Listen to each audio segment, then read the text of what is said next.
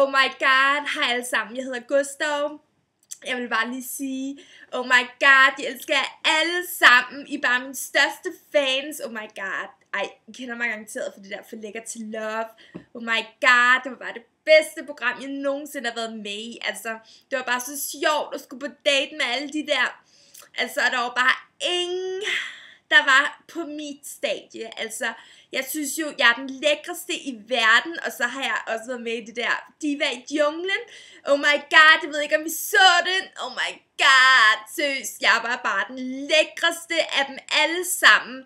Oh my god, og så skulle vi pakke sådan en taske, og jeg pakkede alle mine Ole Henriksen ting. Oh my god, så I ikke, da jeg lavede sådan en parodi på ham, hvor min stramme lille numse. Oh my god, og så forresten, så har jeg gået til sådan noget latin noget, hvor jeg skulle vrikke min numsen. Skatter, det er derfor min numse, den ser så stram og lækker ud. Ej, oh my god, så skal jeg bliver nødt til at sige noget til jer. Jeg er ude at rejse hele verden rundt med Linse. Vi har det bare så sjovt. Ej, okay, Linse, hun er bare ligeglad med hele verden. Oh my god, jeg elsker bare folk, som der bare er ligeglade med alt, og bare gør lige præcis, som de vil. Oh my god, Linse, hun har bare de største bryster. Linse, I love you. Ej, oh my god. Seriøst, jeg elsker bare mit liv, og så elsker jeg at lave den her blog til alle mine fans. Oh my god, seriøst. Men have det rigtig godt alle sammen. Kys Gustav.